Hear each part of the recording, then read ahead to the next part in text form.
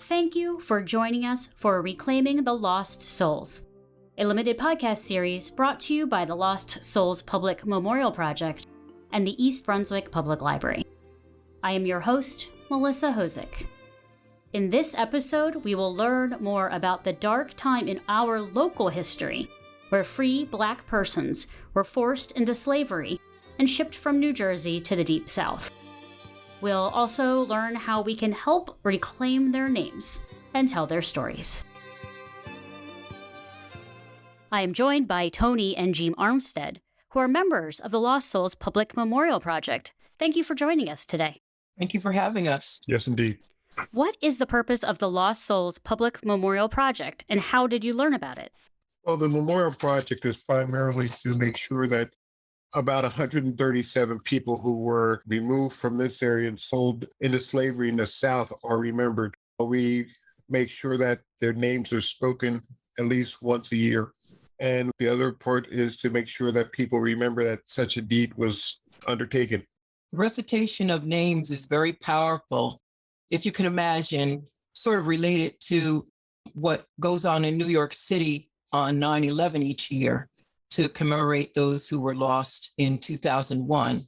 Just speaking the names and putting that memory out there for people, there's a feeling attached to it, and making sure that these people are not forgotten is what the bottom line of our project is. What we learned about this particular set of nefarious deeds of sending people into slavery in 1818 was that it was done within legal rights by two judges who decided in Middlesex County that this was a financially lucrative endeavor for them. And as a result, people who were freed and some were enslaved persons here in New Jersey, as I said, this was 1818, and people were convinced that by getting on a ship and going south, they could get a contract and make money that they weren't able to make as the North was becoming more industrialized and less agrarian. People who had been used to working with the cotton fields and sugarcane and tobacco fields in the South, some of whom had come north to seek industrial jobs, were anxious to earn money that they didn't find when they got to the North. And some were convinced that they could use their skills and get this money by going back south, and others were simply hijacked into following their children who these judges said had agreed to leave New Jersey, not necessarily knowing where they were headed, but they had to agree to leave New Jersey. The way that we learned about the project was a presentation that was given at one of our chapter meetings that identified the acts of this nefarious group. And my wife and I and several members of our chapter of the African American Historical and Genealogical Society were interested, attended the first recitation, and we were hooked. I was born and raised in New Jersey, and I've never heard this story before. Were there laws in place to prevent forced slavery? Like in 1808, the Congress of the United States outlawed international slave trade. So they were not receiving any more slaves from overseas officially. There were efforts being moved to ensure that those people who were enslaved had a gradual manumission process. So if they were born in a given year, some when they turned 21, that was usually the females, and 25 when they were males, would obtain their freedom, which basically meant that anybody who owned slaves at a point in time, that asset would no longer be available. And with the ability to get slaves being reduced, the folks in New Jersey had a need to find a way to take advantage of their current assets. And in part, that occurred in 1812 when the Jersey General Assembly passed a law saying anyone going back into slavery on a permanent basis and being removed from the state had to appear before two judges of the common court and state their agreement to be enslaved. Were there individuals who held places of power in New Jersey who were responsible for the creation of this slave ring? One of the people that appeared to have organized this band of kidnappers was a judge in Middlesex County, which gave him the ability, number one, to organize this whole process of trade, and also to sit and make sure that it occurred as it was desired, because he was one of the judges of the Court of Common Pleas who would sit down and hear these people's admissions to return to slavery. In some cases, children as young as 2 months old were deemed to have agreed to go south just because when they were asked by the judge or in the court, they cried. And that was stipulated as their agreement to be removed from the state. And their parents, in some cases, were told that, well, your child has agreed to be moved from the state, so we're going to do that. And if you want to stay with them, you need to agree as well. And that was the only way they were allowed to stay with their children. And I don't think the age of consent was lower than 10. So they were sort of hog-tied into the process. Why did Judge Van Wickle allow this to happen? Well, one of the things that was occurring, because the North was becoming more industrialized and agrarian, there were excess enslaved people. And if you were in the North and you had a slave and you went to sell that person, you get a price for them. But because there is much more demand in the South, if you could sell somebody up here for $50, you might be able to sell them down in the South for $250. Those are not accurate numbers, but it's just giving an idea of the impact the man had. And also, one of Judge Van Wickle's in-laws had a plantation in the South that needed people and came north with a bunch of money to populate this plantation. So it was mostly driven by money. That is not a story I had heard until I began working here in East Brunswick. And that's a hard story to tell.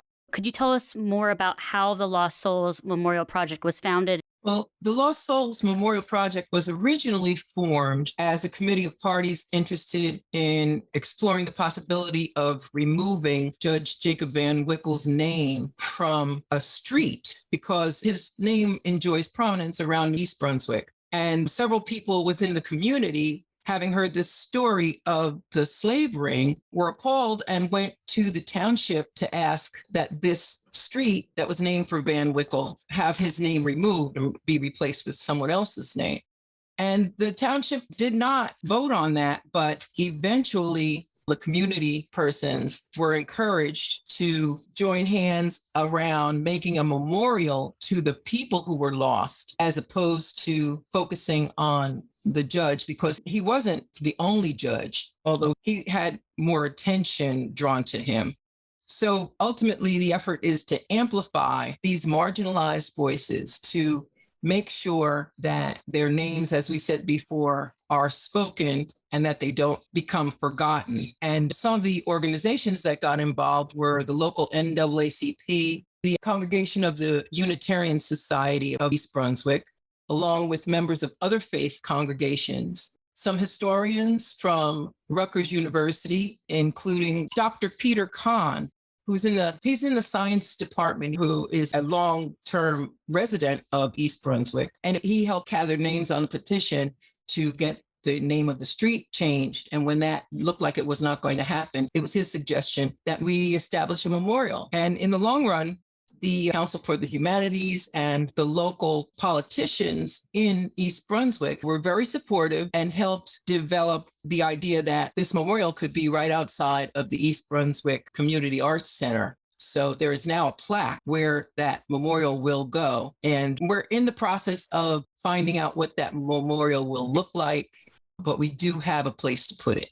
What other organizations are helping support and promote the project so it reaches a wider audience? Well, as you're aware, we do have the support of the East Brunswick Public Library. Thank you. And You're welcome.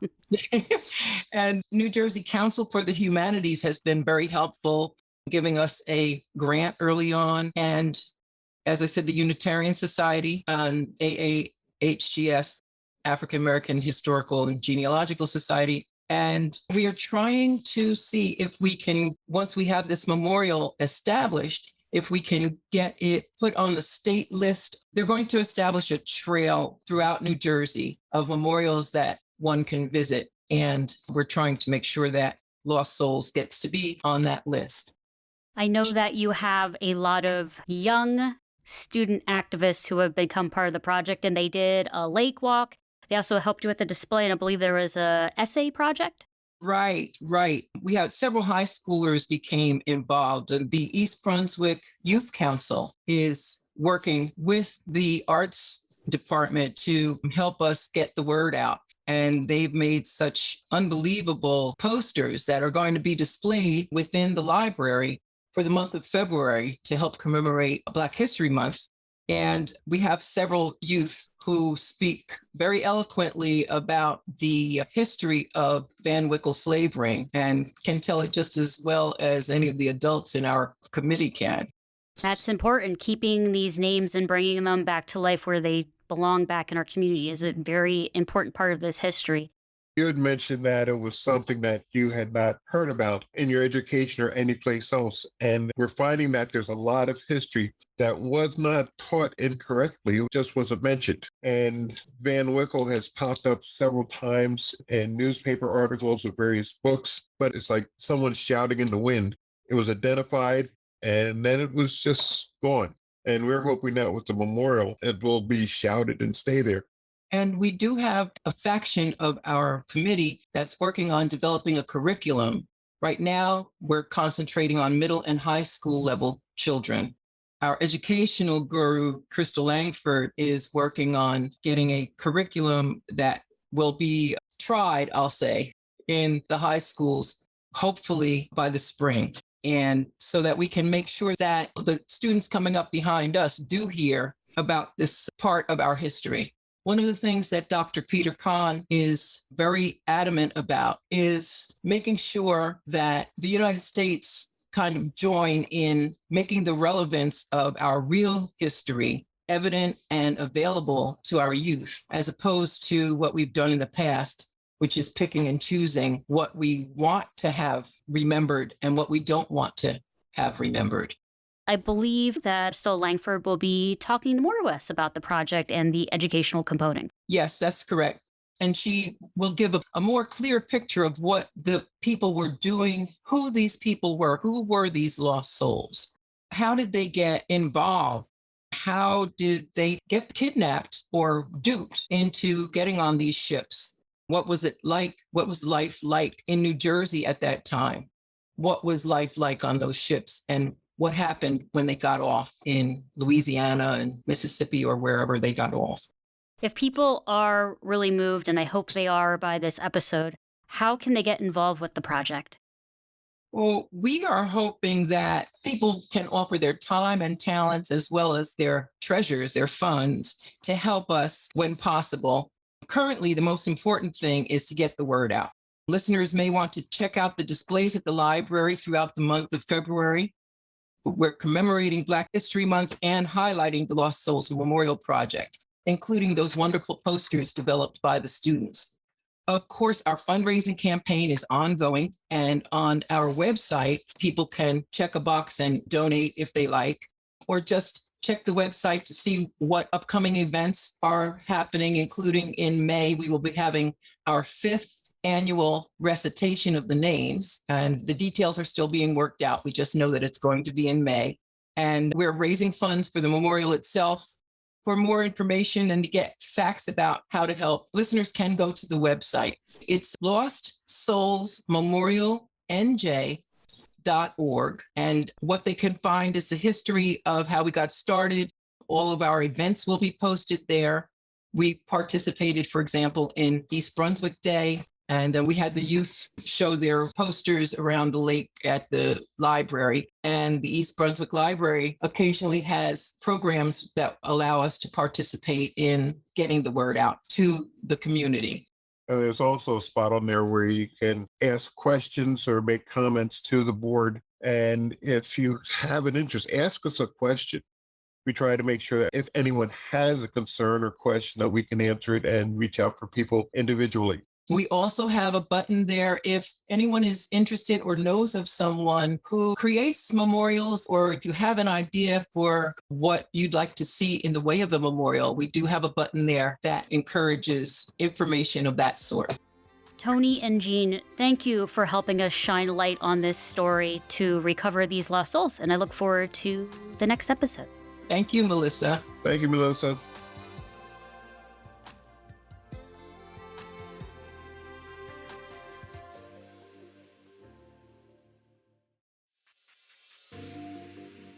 Thank you for joining us for Reclaiming the Lost Souls, a limited podcast series brought to you by the Lost Souls Public Memorial Project and the East Brunswick Public Library.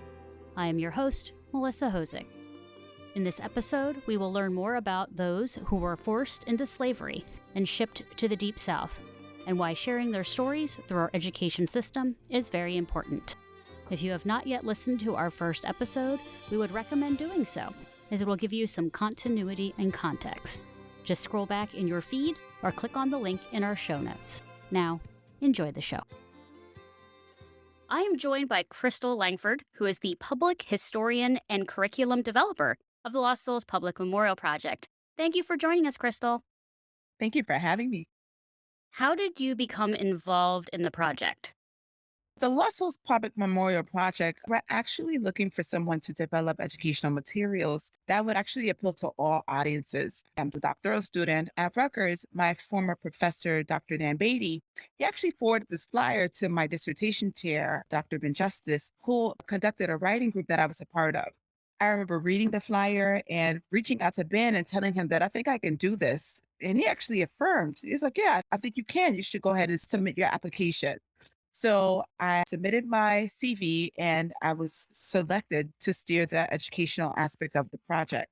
Like you and many others, I was unaware about this local history and on a larger scale, New Jersey history. With New Jersey, we tend to sweep our history under the rug when it comes to its involvement in enslavement or the slave industry. In order for me to develop the curriculum, I needed to engross myself in this history. When I initially came on, I only came on as a curriculum developer. Because of my knowledge about the history, I became the public historian. As it would play out, my own doctoral research at Rutgers is a historical one. So I use the skill set that I acquired as a doctoral student and apply it in my research for the Lost Souls. And I'm not claiming that I was the one who discovered this. I was just continuing the narrative that others presented, like James Gicatino, who's also a historian, Calvin Schermerhorn, among many others who began this narrative talking about Van Wickle and the slave ring in particular.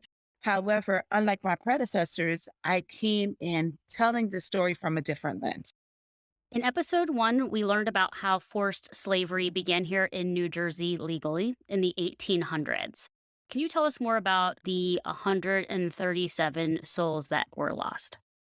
I can actually answer this question in two ways when we're talking about the lost souls and in terms of how we come to define them.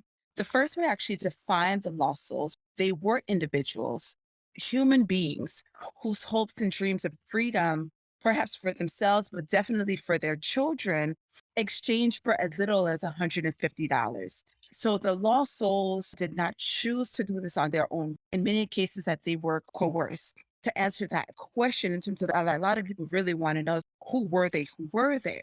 So the second way I define the lost souls is that it's actually in the context of community. They were at least 137. I say at least because we're still looking for some that may have been sold south. So they were at least 137 human beings who were separated from the larger community, be it local, Middlesex County, or statewide, New Jersey, and they were sent to the Deep South. These individuals were mothers, they were fathers, they were brothers, sisters, who experienced the same things that we experience. I mean, besides family separation, in some instances, you may have some families here in the state of New Jersey that are experiencing that now, but they experience the same things that we're experiencing: the birth of someone, the transitioning of a loved one through death, the joining of families through marriage and birthdays of children. I also think about the lost souls. I conceptualize them in this way, thinking about the milestones. If you have an infant, birth to 12 months, introducing to solid foods, that excitement that you get, seeing your baby taking their first steps or saying their first words. And although they did this on a slide, definitely learning how to read, showing their parents new tricks. When I think about the lost souls, this is what I think about. The things that we take for granted. This is what was stolen from them. This is what was lost. When we're talking about the lost souls, we're not just focused on the physical aspect of removal, but lost memories that were created and memories that were to be created that were lost. So that's how I define it. I define it in those two ways.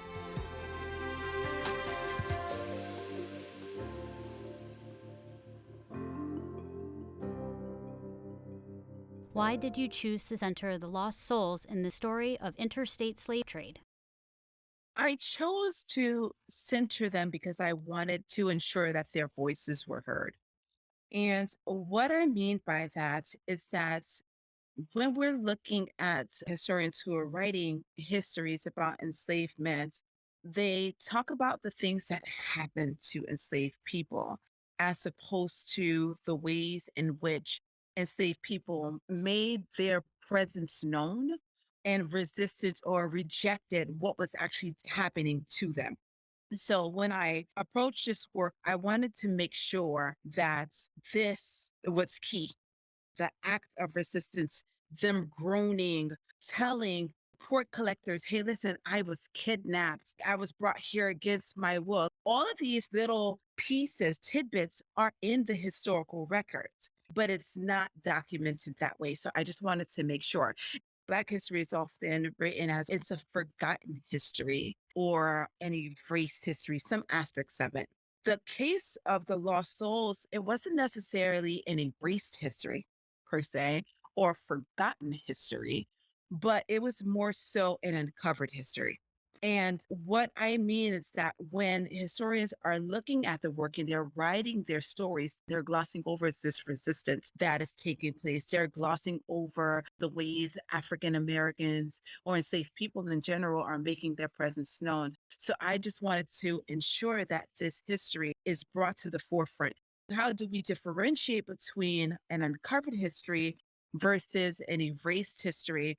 Is that, well, let me just put it in concrete terms. When we're looking at Van Wickle, that history, we're attempting to erase that history. We're attempting to erase his misdeeds. We want to just put out the good things that he's done. Oh, he was a judge in Middlesex County. That's a good thing. That's an honorable thing. However, this thing that he did that he didn't want people to know, okay, well, let's go ahead and erase that. And as a result, it's forgotten in our memories, as opposed to this history that was actually never brought to the forefront. So bringing this to the forefront, we're uncovering these stories. And I think it's great actually for education, for students to actually pay attention to signs in their community, roads, street signs, names of buildings, and start thinking about who these people were and what were their deeds. And are we erasing this history? And the people that, if they did oppress anyone, are we overlooking their story? So that's why I actually chose to center the lost souls. These stories were clearly hidden from our educational system in my generation. What implications does this now have for the education of our youth? So the implication is that it becomes a more complete narrative of America. It's not a revisionist history, but a more accurate history. Telling the lost souls in other stories of enslavement in New Jersey allows for the telling of the story of America from multiple perspectives. Will it be all roses? No. So there's beauty in it in terms of telling this story. So we can see how democracy is moving forward through this push. There's this wrong that's taken place, and you have individuals fighting against this wrong. So if you're in an oppressed group or a marginalized group, you're experiencing oppression and pushing that back and bringing that to light so that others learn about it, others see it, and then laws, they change the ways of doing things in order to make America what it was intended to become. I will be linking all of your educational materials and resources you've developed for the Lost Souls in the show notes.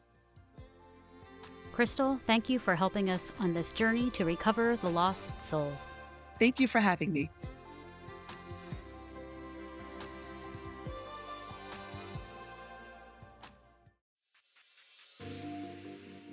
Welcome to episode 3 of Reclaiming the Lost Souls, a limited series podcast brought to you by the Lost Souls Public Memorial Project and the East Brunswick Public Library.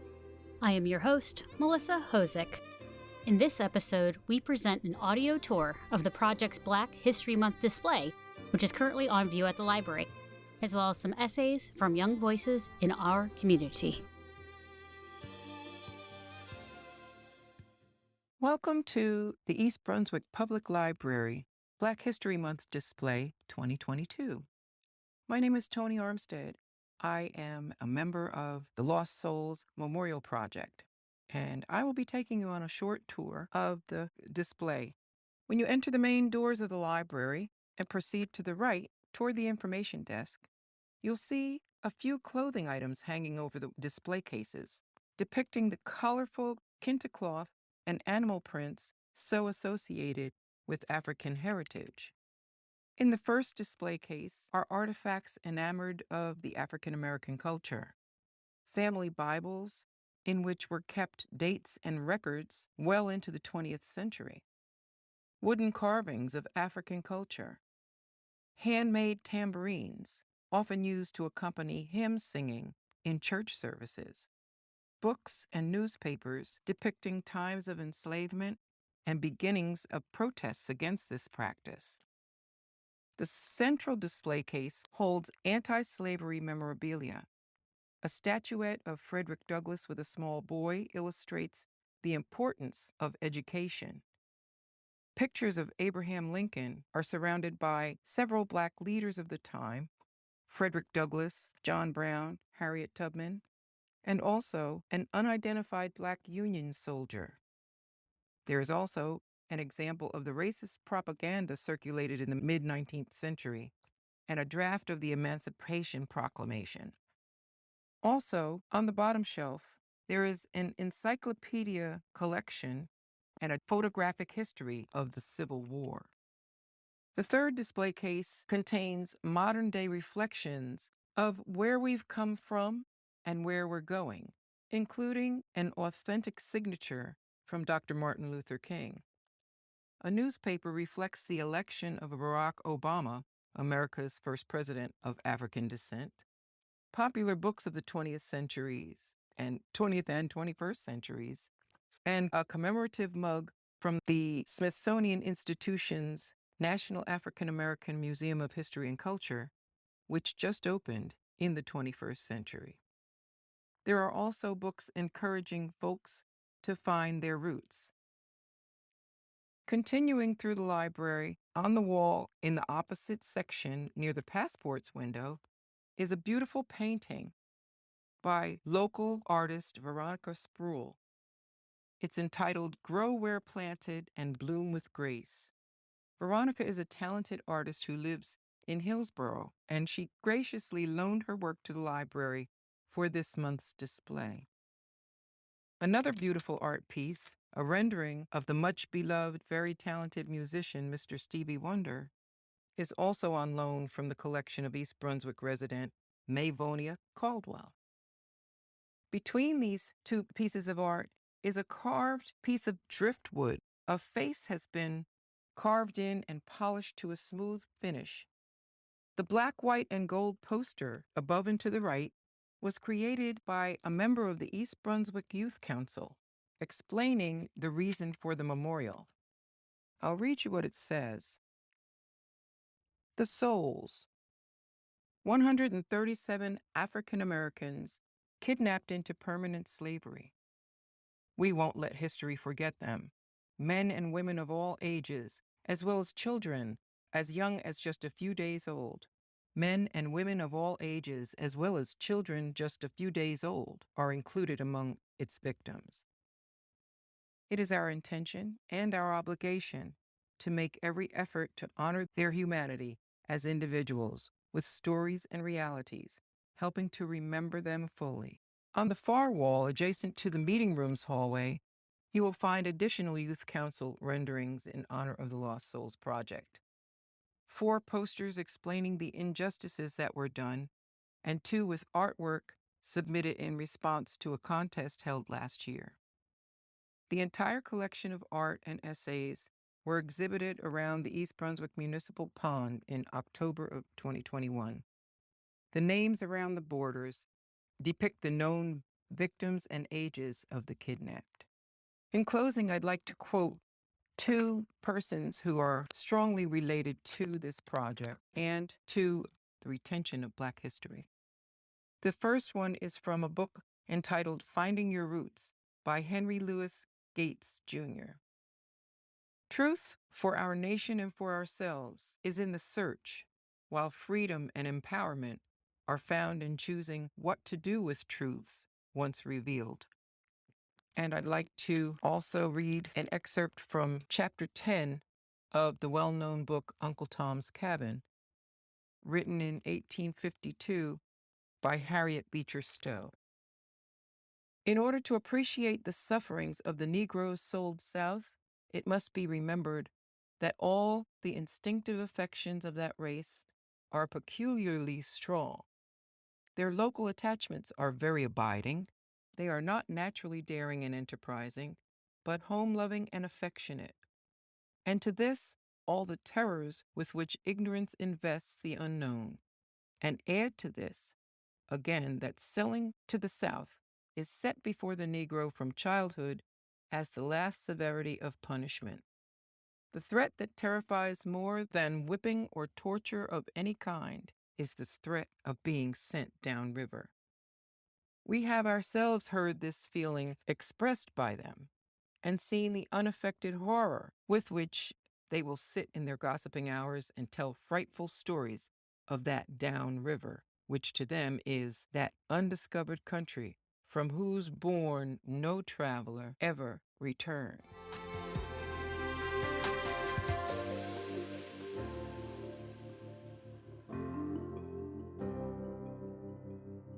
Tony invited artist Veronica Spruill to talk more about her art piece in the exhibit.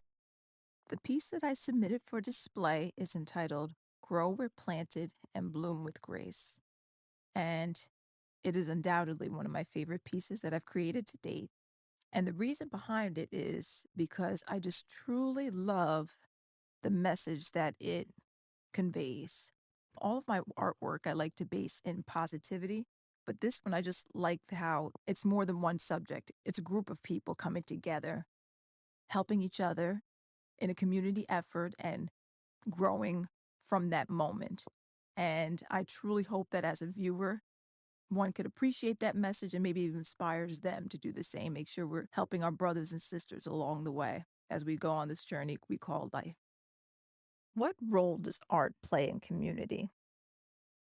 Personally, as an artist and just a creative being in general, I truly believe that art has major influence when it comes to community.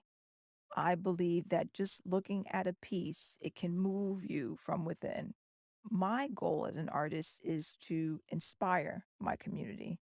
I want to create work that gives people hope, courage to push on, and excitement.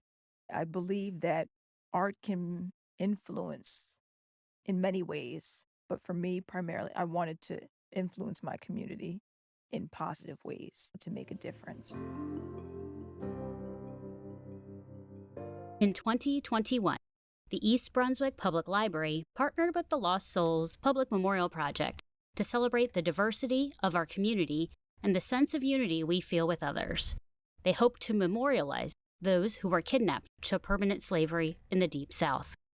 We sponsored an essay contest for teenagers in our community, and we are excited to share some of the submissions here. Hi, my name is Priya, and I submitted one of the essays for the teen contest. Social media is one of the biggest parts of any teenager's life.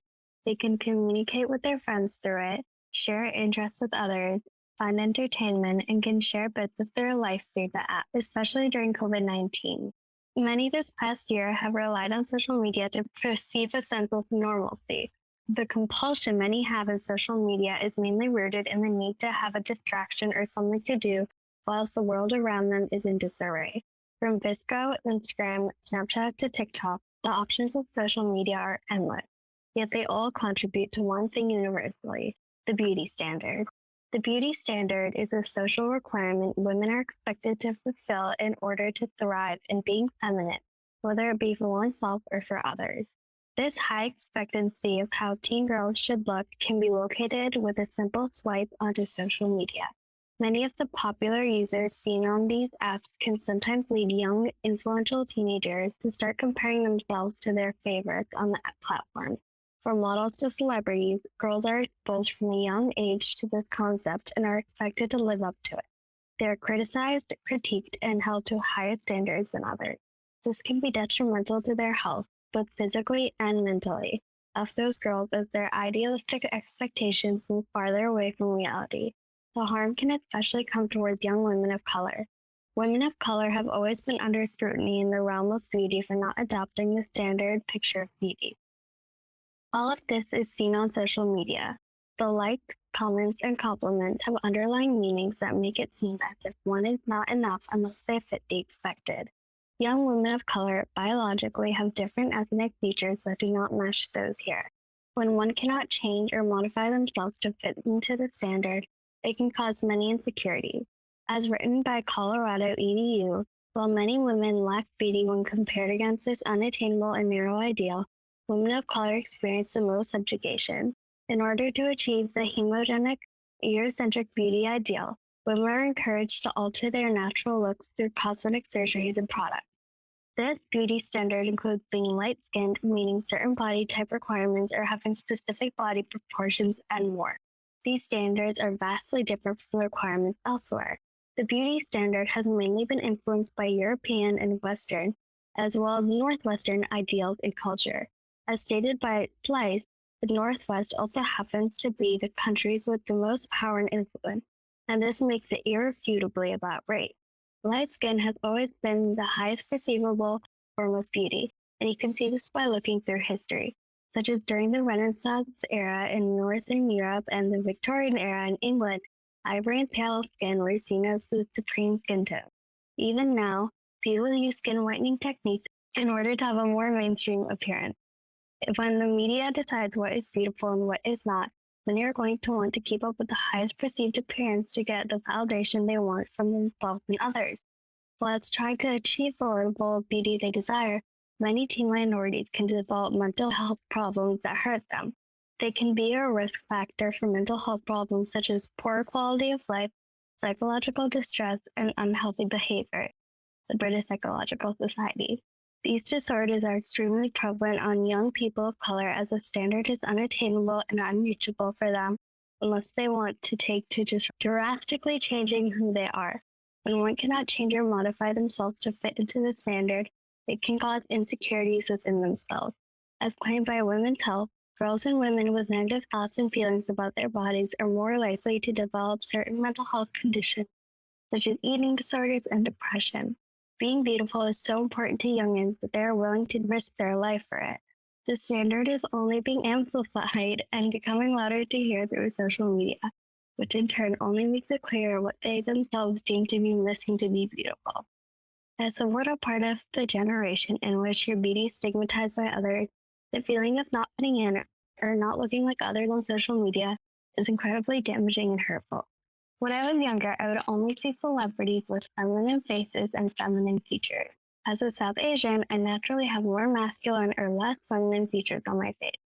When looking on social media, feminine features are considered to be beautiful. This impacted my mentality as a teenage girl. I went through what so many other young girls of color have gone through and experienced. Not having someone to look up to as an inspiration for confidence is harmful even now. Even with new faces on social media such as Amita Suman from Shadow and Bone or Mayatri Ramakrishnan from Never Have I Ever, you still do not get the representation one might want or need. Now we see ideas of more inclusivity. From musicians like Lizzo to models like Winnie Harlow, the census of what is considered pretty is moving forward. That does not take away from the fact that the standard is still racist. It only caters to a specific group of people who are deemed as better than others.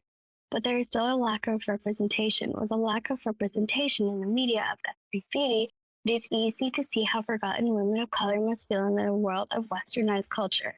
The beauty standard has and will always be detrimental to women of color. Its internalized racism is evident, and the expectations are not changing anytime soon. The use of social media only accelerates and spreads the standard like a wildfire. It is important to recognize that it is imperative to change the standard to make all people from all walks of life feel beautiful in a world that may tell you you're not. This essay was written by Mary H. and read by Puri Mehta. A broader knowledge of history propels us to reckon with the community's past and move forward to a more equitable society is by how we can learn from Jacob Wynne Wickle's mistakes and how what he did was wrong and inappropriate, then by how we can change our perspective and point of views And finally, we can take what we have learned from the past and make a better future with everyone's thoughts in mind.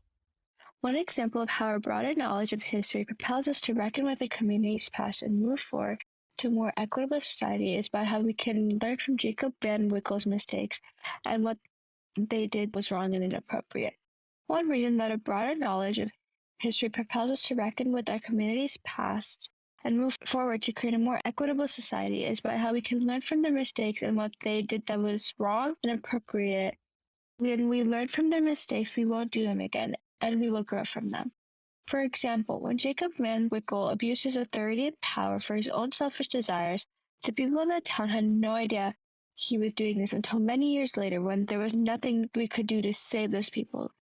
But what we can do is look out for signs to make sure that people in power are not abusing the authority for their own benefit. Another example is that when Jacob Van Wickle mistreated others because of what he knew from the past of slavery and injustice, instead of growing into the future and becoming more open-minded, but how these people are not terrible just because of the color of their skin. He stayed right back in the past, bringing so many people, many of whom were children, back to square one with no more freedom and no more future for their young children. But what we can do instead is look at everyone through blind eyes. Therefore, we can treat everyone with kindness and then expect the same in return. After we have learned from Van Wickle's mistakes and what he did that was wrong and inappropriate, and move on to changing our own perspectives and point of views to be open-minded and accommodate everybody. Another example of history propels us to reckon with the community's past and move forward to a more equitable society is by changing our perspectives and point of views. One example is that when we change our perspectives and point of views, we can view everybody respectfully and by what their personality is like, and not by what they look like or by the color of their skin.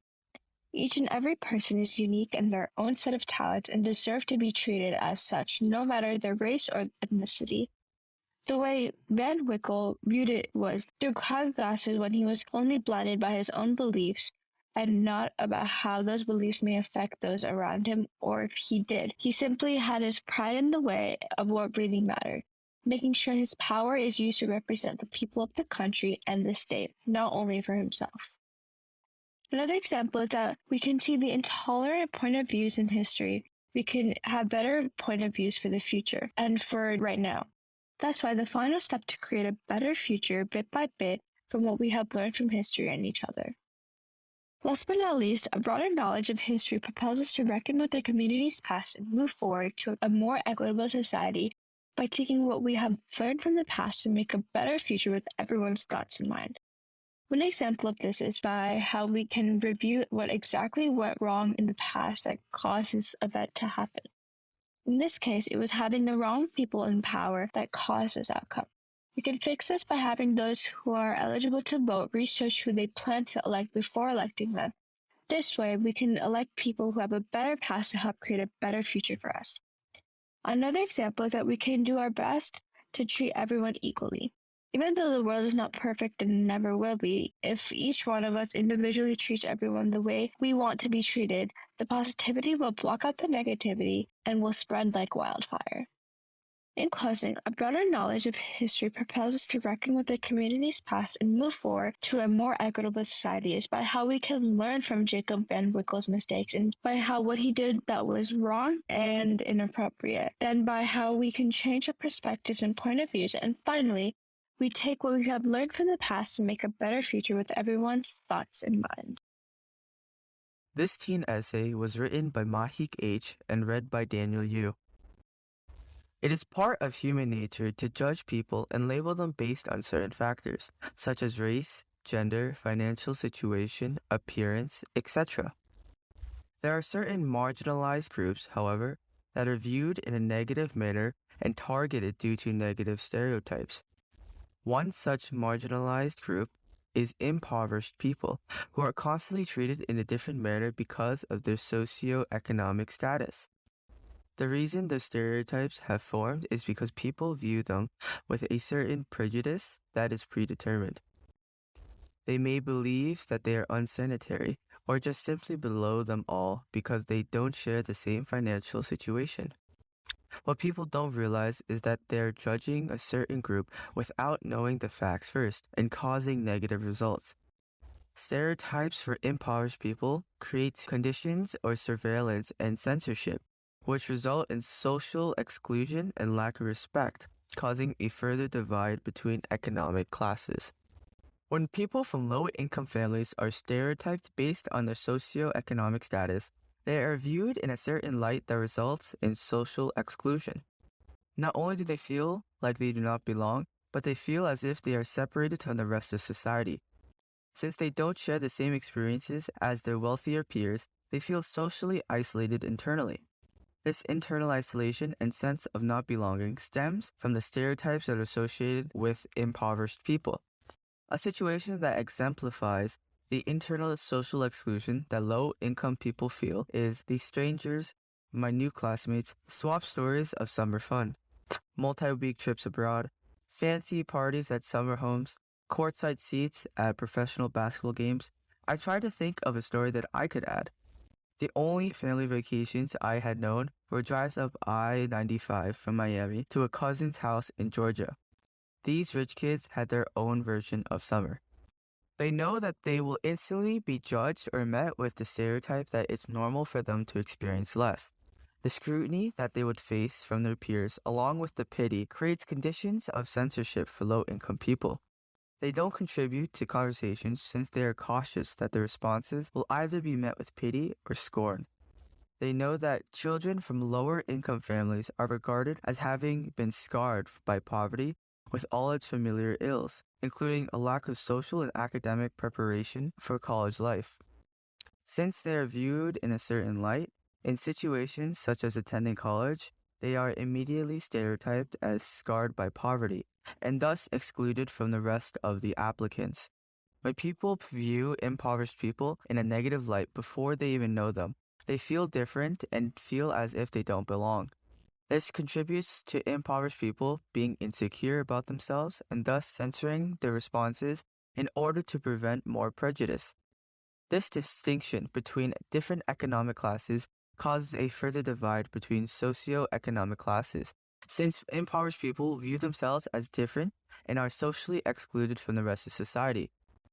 The isolation of different groups based on their socio-economic status creates more separation and lack of unity in the nation.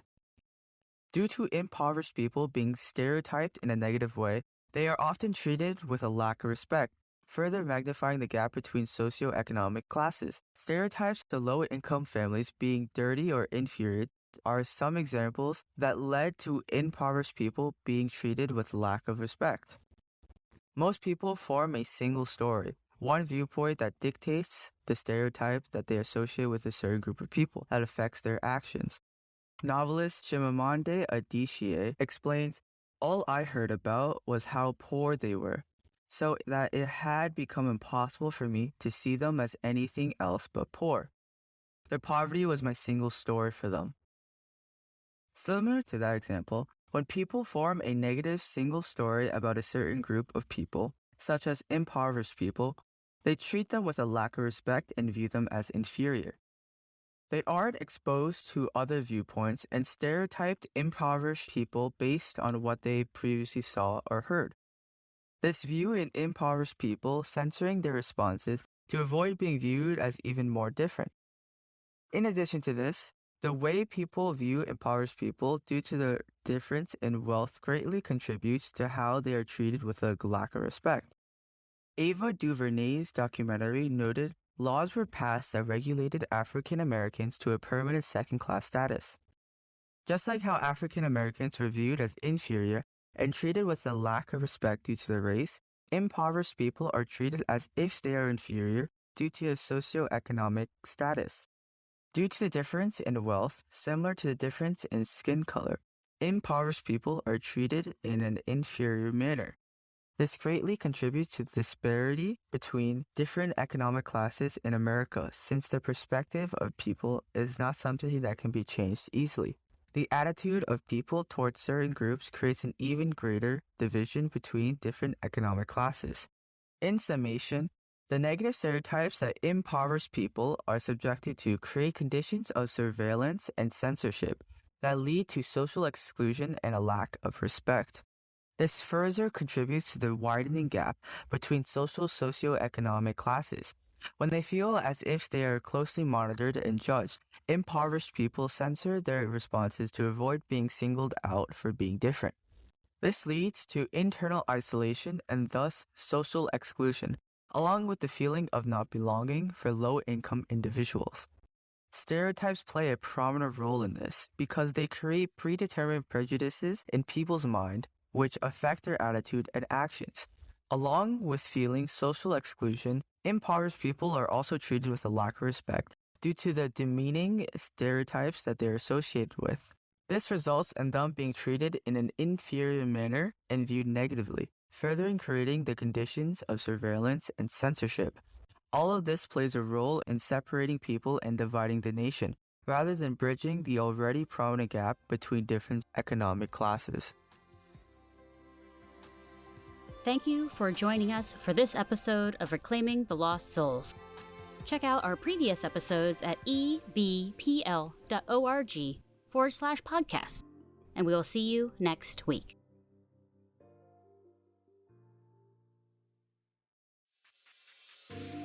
Thank you for joining us for Reclaiming the Lost Souls, a limited podcast series brought to you by the Lost Souls Public Memorial Project and the East Brunswick Public Library. I am your host, Melissa Hozick. In this episode, we speak with two of the founding members of the Lost Souls Public Memorial Project as they look back to its beginnings and their hopes for the future. We also share more teen essays from our contest. If you haven't listened to our past episodes, please do. This journey is complex, and having the context is important.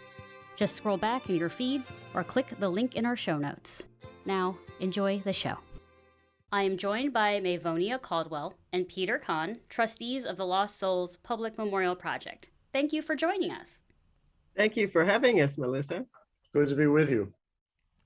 Previously in episode 1, we learned how both of you helped form this project after trying to have Van Wickle Road's name changed. Where did you learn about this story of forced slavery in East Brunswick, and what inspired you to help create this project and bring awareness? Peter, how did you hear about it? People at the Unitarian Society heard about it while I was overseas in the summer of 2017. So when I came back, there were a few people, the minister and one or two others, who were aware of it. They told me, and the decision was made to appeal to the town council to rename Van Wickle Road. But I realized that in 1818, when the ring was discovered, there was outrage and stories in the newspapers of the time. But soon thereafter, the whole thing was forgotten. So I thought, what would happen if we were to win and the township renamed the road? It might again be forgotten, just as it was 200 years ago. So the idea occurred to build a permanent physical memorial. And I wrote a one-pager for the back of the piece of paper that we submitted to the town council for the petition to rename the road, outlining the idea of having a memorial. And that led to the Lost Souls Project. And I really heard about Van Wickle and the slavery ring a few years ago. We had a son who was in school here, but it was not taught as part of New Jersey history. And when we found out that there was this slave ring, we became interested, but it really never went anywhere until we came up with the idea that Peter's already mentioned. We just stewed about it and were concerned about it, and particularly concerned that Van Wickle was never prosecuted or in any way had to lose any of his wealth or his position. Behind it for me was the fact that I had just come home from a visit to Germany. We have friends there. And we visited both Berlin and Frankfurt. And in Berlin, of course, I saw the Holocaust Memorial and several other memorials, which are quite striking. The German government has done a good job of trying to make sure people don't forget that. But in Frankfurt, a friend of ours helped us find the gravestones of a cousin of my grandfather by the name of Karl Kahn. Karl served in World War I in the German army and won the Iron Cross, which is the German equivalent of the Medal of Honor. He became a physician and a very well-known figure in Frankfurt, deeply involved in civic affairs for a long, long time. When the Nazis took over, they revoked his license to practice medicine on anybody other than a Jew. I'm of Jewish ancestry. And after a while, they revoked his license to practice on anybody, and they took his house, making him accept a lower price than the buyer was willing to pay. Sometime thereafter, they sent him and his wife a letter telling them the date on which they would be deported. By this time, they knew what the deportation meant. And so instead of letting the Nazis kill them, they committed suicide with what was then called prussic acid, now cyanide. We visited their gravestones in the Frankfurt Cemetery, and they're unusual. Rectangular blocks of blue and white marble with the usual dates of birth and death on it. And Carl's wife, Jenny, coincidentally, the same name as my wife. On the bottom of these gravestones in Hebrew is engraved, "They liberated themselves in death." Those gravestones are reserved for people who committed suicide that way. And they're scattered, sprinkled all over the cemetery. That brought me home, and when I came home with that in my head. Yeah.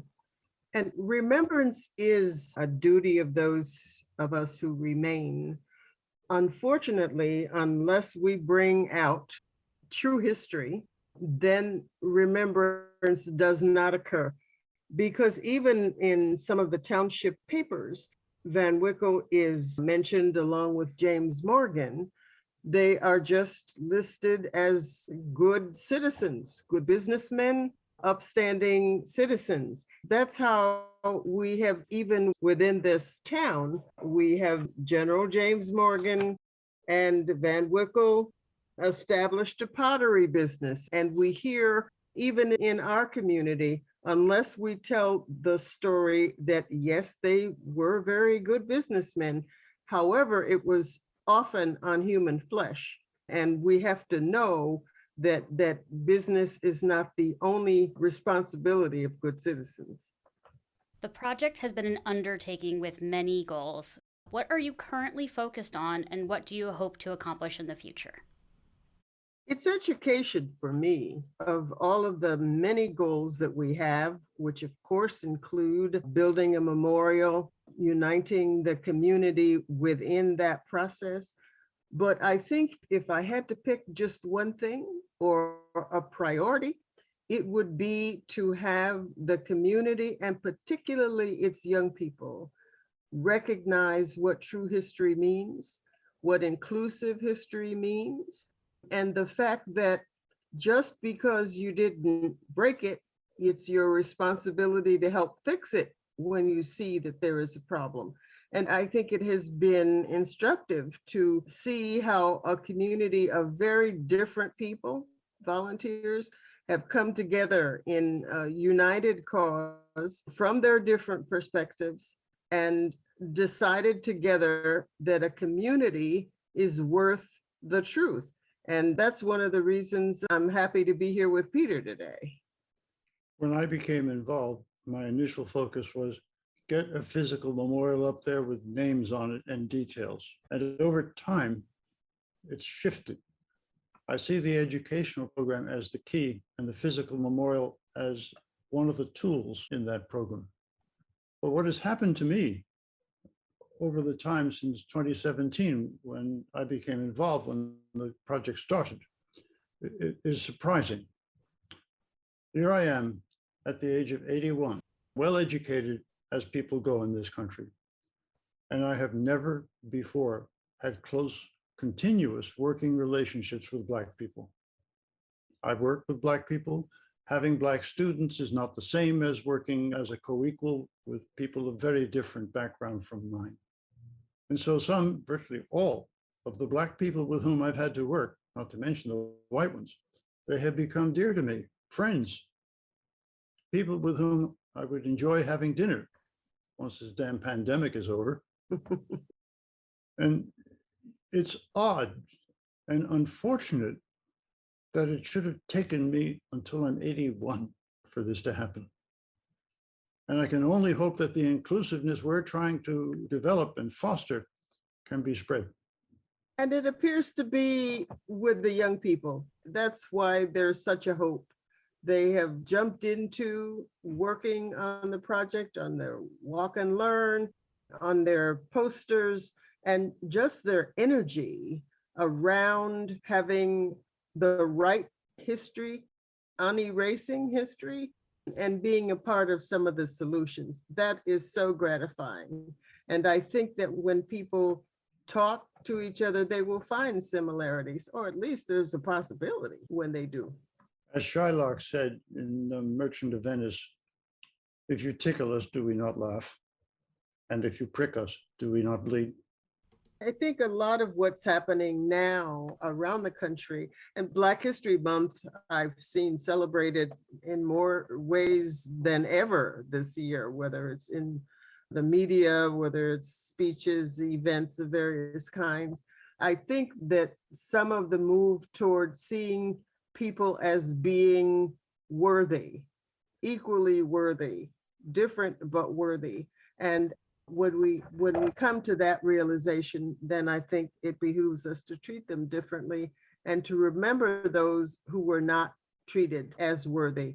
We have 137 souls who we know can document fully that they were taken inhumanely. And that's really one of the things that we feel strongly about in the memorial. It is, Van Wickle was here, he did whatever he did, but there were people here whose lives were totally disrupted and worsened by having been shipped away. And I think that when we focus on that, it's easy to feel that there should be some redress, that we should care about that. This is our town, and they walked these streets at one time.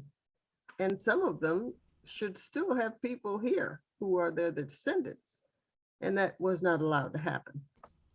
One of the things that sticks in my mind all the time is that the thugs who marched in Charlottesville a year or two ago ostensibly were defending the culture of the Confederacy, defending Confederate monuments.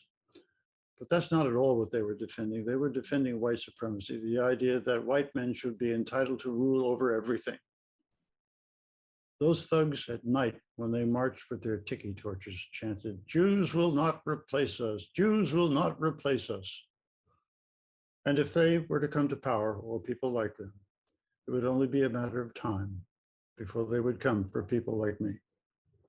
Well, they've come already for people like me. And you too, and you too. And so I fear for my grandchildren and yours. One of our goals with this series, beyond sharing the story, was to encourage those who are so moved to become involved. What areas of volunteers are you currently looking for, and who can participate? Anybody. Everybody. Yes, the more people, the better. We have bandwidth problems because we are a small group.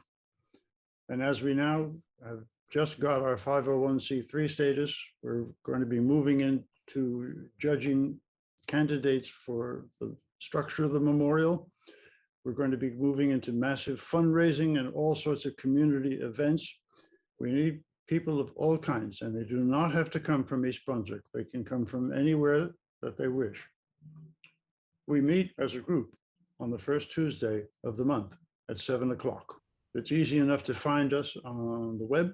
We have a website, and you can find us there and get the details for participating on Tuesday as a start, and then join up.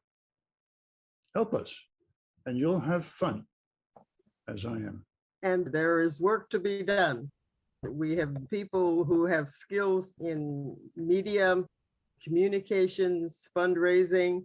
So bring your skills. And if you feel that you'd like to bone up on your skills, there will be people who can guide you through the process of serving. I can't imagine that anybody who is interested in this project wouldn't find lots of work to do to help us move it forward. We'll keep you off the streets and out of the bars. I don't know, Peter. Let's not promise too much. Well, that's if we don't drive you into them. The website is lostsoulsmemorialnj.org, correct? That's correct. And a lot of additional information while you're deciding how to be a part of us. The website is very clear about even more of the history than Peter and I could tell you about today. It gives you the background and makes it clear and gives you comfort in knowing that we have well researched the work that we're putting out there.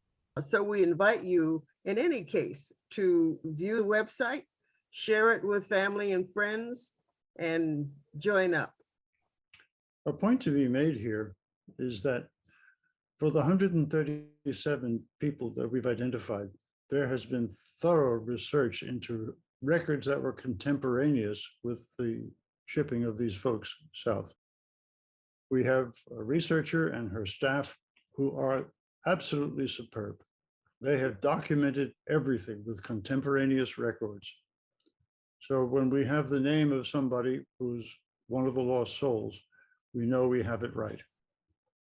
And it's really chilling when you see a name and an age of people who are on manifest lists, when you know that there were men who were able-bodied and adult, when you know that there were mothers with children as young as 2 days old, when you know also that not only were people shipped away through Sandy Hook and through the Perth Amboy ports, there was a coffle. Now that's a word I didn't even know until a few years ago, which included people who walked, who were chained together and who walked from New Jersey to at least Alabama and maybe beyond into Louisiana and Mississippi. I'm sure that they started out with the most strong and able people. And I don't know that we know how many people from the coffle made it to their final destination for walking. So we both shipped and marched people in line for this person who was, quote, a judge and a good businessman. And when people got down to work on plantations as slaves, their life expectancy was short. The areas were malarial, and so you inevitably got malaria, which could kill you over time. I've had malaria from when I lived in Africa. It is not fun. The food was insufficient to maintain health. The living conditions were execrable. So the life expectancy under hard labor with an overseer with a whip, if you didn't move fast enough, was not high. Imagine a family here in New Jersey. A man leaves his house to go to work that day, slave or free, and doesn't come back. And there's an empty seat at the dinner table that night. And a hole in your heart forever. Mavonia and Peter, thank you for helping us reclaim the lost souls. Thank you, Melissa. It's an important reclamation process. Thank you. Thank you, Melissa.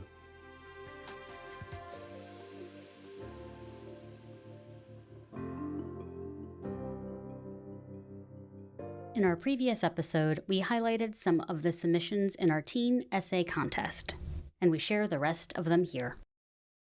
This teen essay was written by Diane Zisi and read by Karen Tong.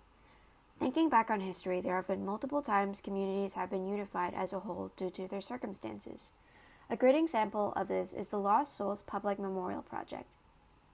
Not only does this project discuss a self-interested judge, it also speaks about the many free lives sold into slavery in New Jersey. This historical happening triggered the citizens of Middlesex County to stand together as one. On November 5, 1818, the citizens of Middlesex County positioned themselves to bring an end to this kidnapping. Individuals were to be fined or imprisoned if found to be associated with this unjust transportation system of free African Americans. Although laws were set in place, another group was sent into slavery just 2 days later. This truly shows how little they cared about the law and the lives of other fellow citizens. In later state history, there were other occurrences of racial oppression. Moreover, civilians in the state of New Jersey, when legislative and executive forces have failed to protect minority groups. For instance, the 1923 Battle of Perth Amboy involved a crowd of 6,000 Perth Amboy residents rioting against the local Ku Klux Klan chapter. In the New York Times newspaper, it states the townspeople stood their ground before the hall, in which about 150 Klansmen were still penned. This exhibits how they stood their ground and went against what was morally wrong. These events encouraged people to now stand up for what they believe. In recent events, many people have stood up against the political and societal oppressions to bring awareness to the injustices that racial minorities face, especially African Americans. As history correlates with future actions, activists seek to ensure history does not repeat itself. The Black Lives Matter movement combats racism by organizing civil protests. To conclude, society should learn from the mistakes of previous systems that resulted from internal biases and racist beliefs. Only with communities learning from the past will they be able to patch up the harm left by outdated oppressive structures. This teen essay was written by Ruby A. and read by Charita Nanapaneni. 1818, in which was the year where 137 African Americans were kidnapped into the Van Wickle slave ring and sent from East Brunswick, New Jersey to permanent slavery in the Deep South. Racism has and forever been one of the most controversial topics, especially during the year 2020 with the hashtag Black Lives Matter movement, not only in the United States, but around the world as well. Some of the two main effects of racism can cause trauma and social isolation. Racism has been a part of human history since the start of time. The effects of historical trauma are transmitted even as the structure that created them remains in place. Trauma is sadly an universal experience that happens in every community within every group. Youth especially experience racism directly according to the article Reaching Teens. It states, "I'm multiracial, so I've received racism from a lot. Black people won't accept me because I have white people assets, and white people won't accept me because I look black. 19-year-old black young woman." Discrimination is a trauma itself. One that deeply hurts is knowing that people aren't getting treated the same just as because of their skin color. Many kids and teens notice a different treatment as they grow older. They experience distinctly different realities because of the color of their skin. People, even yourself, at some point in life become prejudiced in which we look for what benefits us only. By social isolating, people create a safe environment in which they feel secure expressing themselves. Children and teens are especially vulnerable because their development and growth depends on social interaction and support that comes upon. Any minimal action done wrong may cause the teens and kids to isolate. This can definitely include racism. In the article Reaching Teens, it mentions that the environment that children grow up in depends whether or not they create a safe environment. One of the many tasks of adolescence is to establish critical aspects of identity. Forces can either create tension and deliver toxic levels of stress or build resilience and other strengths, meaning that when youths grow, most of them are taught to express themselves wherever they are.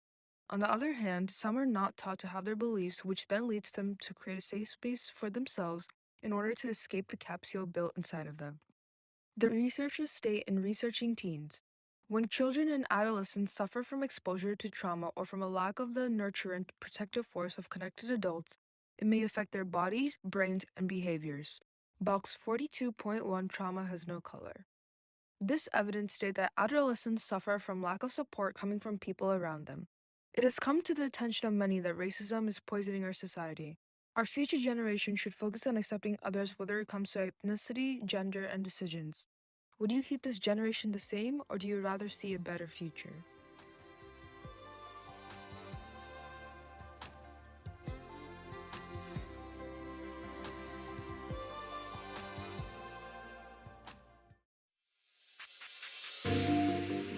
Hi everyone, it's Melissa Hosick, host of the Reclaiming the Lost Souls podcast. I hope you have enjoyed the season. After looking back, there's something that kept coming up in each interview that I had. Whether on microphone or off, all those I interviewed talked about how attending a recitation impacted them and their desire to help share this story. I think Tony and Jean Armstead said it best in episode 1. The recitation of names is very powerful. If you can imagine, sort of related to what goes on in New York City on 9/11 each year to commemorate those who were lost in 2001. just speaking the names and putting that memory out there for people, there's a feeling attached to it. And making sure that these people are not forgotten is what the bottom line of our project is. We make sure that their names are spoken at least once a year. So I would be remiss without adding a recitation here. Last year's was a little windy outside, so capturing these names and reclaiming them here with you is something that I just have to do. It's time to say their names. And thank you for listening.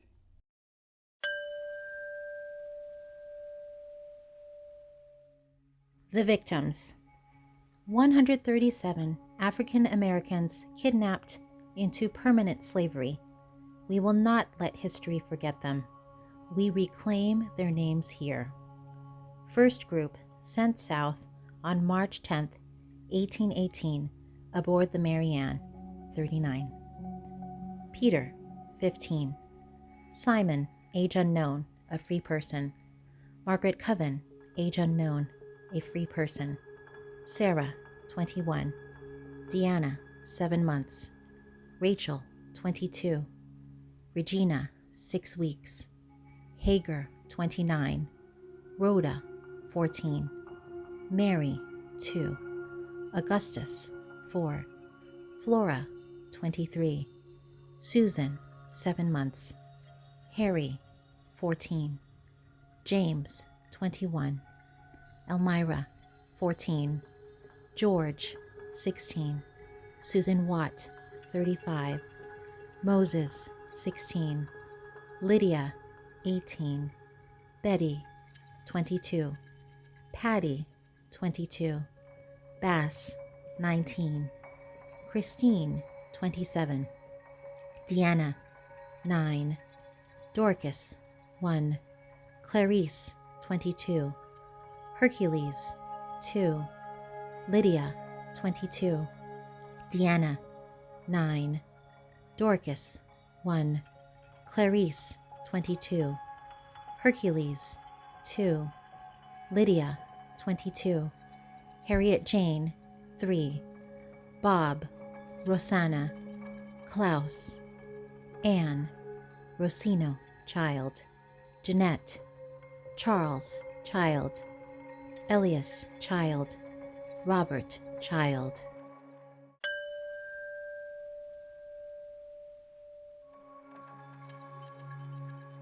Second group, aboard the ship the Thorn, departed May 25th, 1818.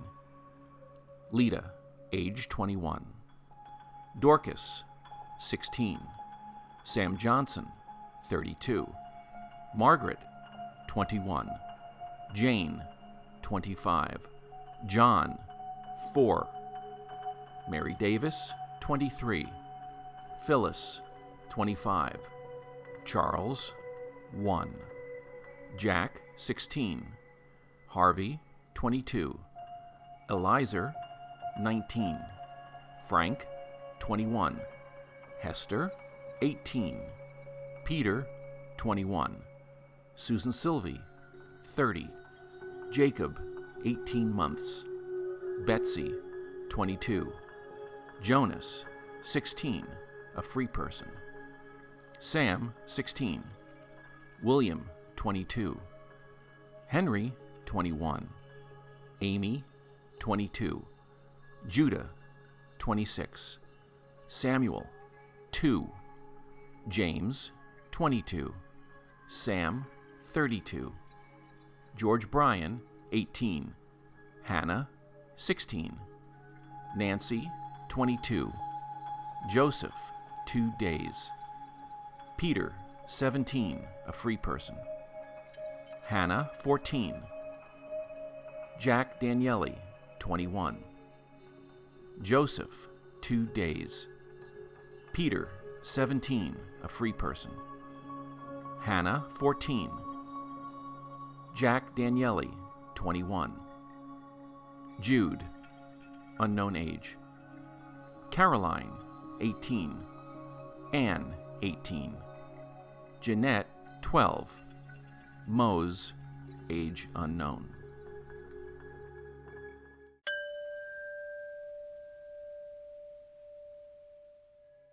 Third group, departed in mid-October, overland through Pennsylvania, 1818. 12. George, 35. Kane, 22. Frank, 21. Mary, 27. Law, 21. Phoebe, 21, a free person.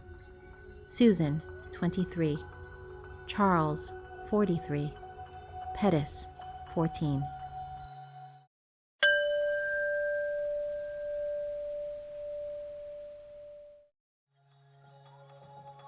The following slave manifest was made of the smuggled victims aboard the ship the Shahari, the 26th of October, 1818, from Perth Amboy, New Jersey. William M. Clare, age 25. John C. Marsh, age unknown. Jafe Manning, 21. Robert Cook, 17. Ben Morris, 22. Sam Prince, 19. Sam Peter, 30. George Phillips, 18. James Thompson, age unknown. Edward Gilbert, age 22. Dan Francis, 20. James, 15.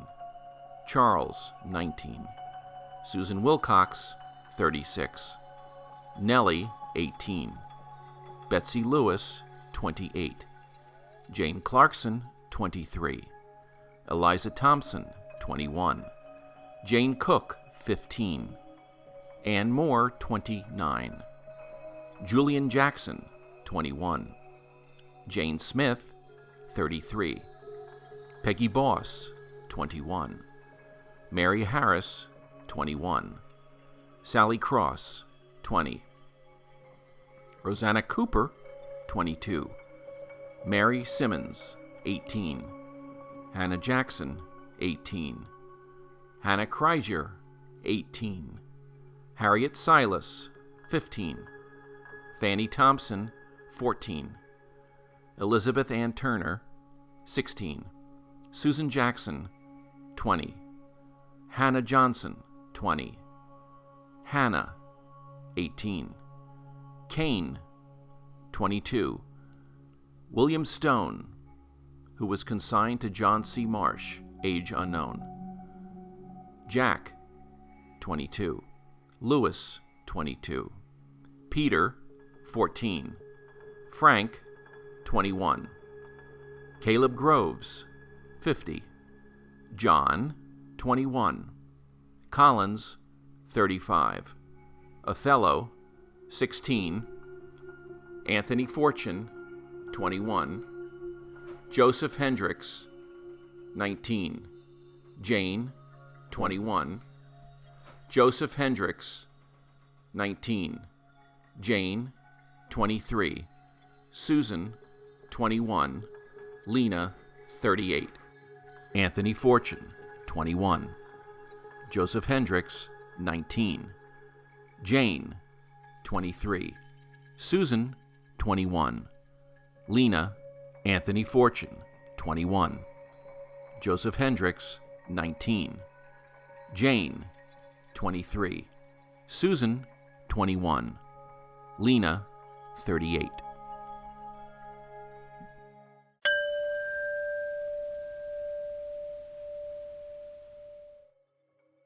Thank you to Josephine Duque Dominique and Barry Schwartzstein for helping us to reclaim their names.